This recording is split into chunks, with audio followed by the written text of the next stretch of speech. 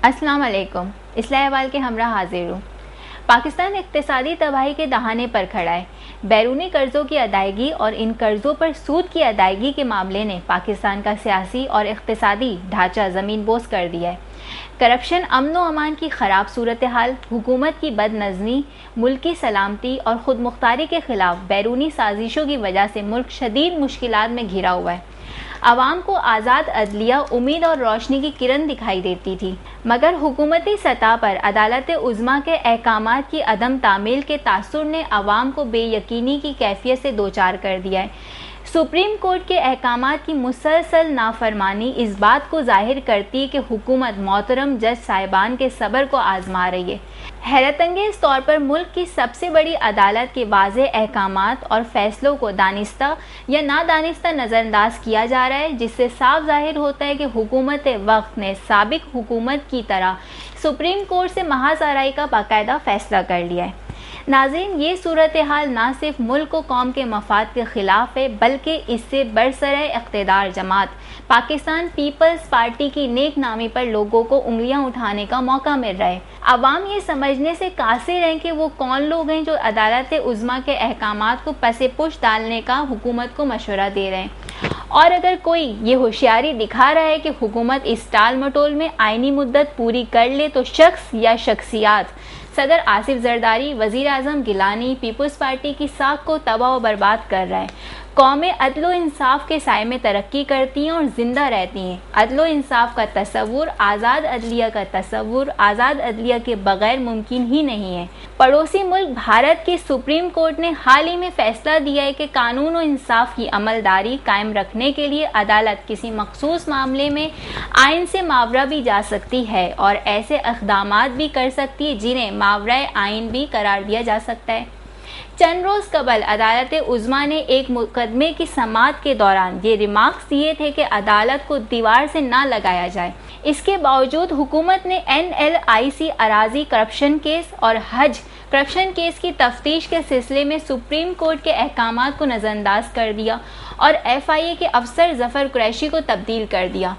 इस तरह हज करप्शन केस में अदालत के अहकामात को हवा में उड़ा दिया, जिस पर chief justice of Pakistan justice Iftikhar Muhammad Chaudhry यहाँ तक कहने पर मजबूर हो गए कि अगर हुकूमत अदालत के अहकामात पर अमल दरामद नहीं करेगी तो मुल्क के चीफ एग्जीक्यूटिव को भी कानून के दायरे में लाया जा सकता है। फाजिल चीफ जस्टिस यहाँ तक कह चुके हैं कि अदालत अपने हुक्म पर अमल कराने के लिए आइन की आर्टिकल 190 के तहत अपने इख्तियारात का इस्तेमाल कर सकती है। नाज़रीन, आखिर आइन की आर्टिकल है क्या, इस बात पर बात करना ज़रूरी है।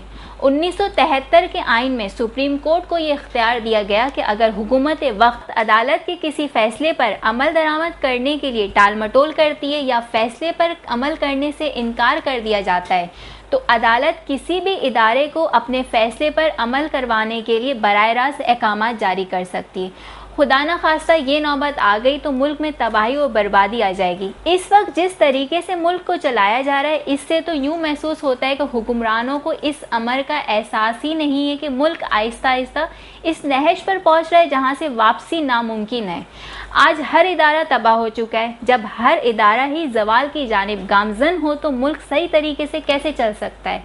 रेलवे, PIA, वापडा और पाकिस्तान स्टील तबाही के दहाने पर है। आखिर ये सब कुछ कब तक चलता रहेगा? जब अदालत मामलात को दुरुस्त करती है तो अदालत के खिलाफ महाजराई और अदालत को बुरा भला कहा जाता है। आवाम और वकला बरादरी की कुर्बानियों की बदौलत अल्लाह के फजल से मुल्क में एक आज़ाद अदलिया मौजूद है।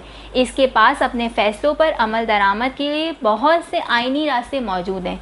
मुल्क की सबसे बड़ी अदालत के अहकामात की खिलाफ वर्जी या किसी मामले में तहकीकात का रुख तब्दील करना मुनासिब रवैया नहीं है।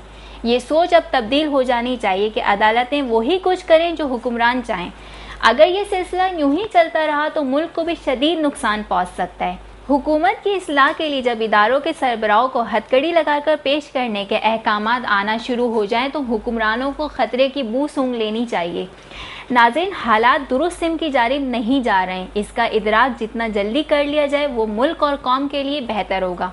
जो लोग बहानों से अदालती अमल में रुकावट डालने की कोशिश करते हैं वो अपना दामन दागदार करते हैं, अपनी साख खराब करते और अवाम के दिलों में अपने एतमाद को ठेस पहुँचाते हैं। और मुल्क को कौम के लिए भी मसाइल पैदा करते हैं। इंतज़ामिया हो, फ़ौज हो या सियासी पार्टियाँ, सबको आइन और कानून के दायरे में अपना किरदार अदा करना होगा।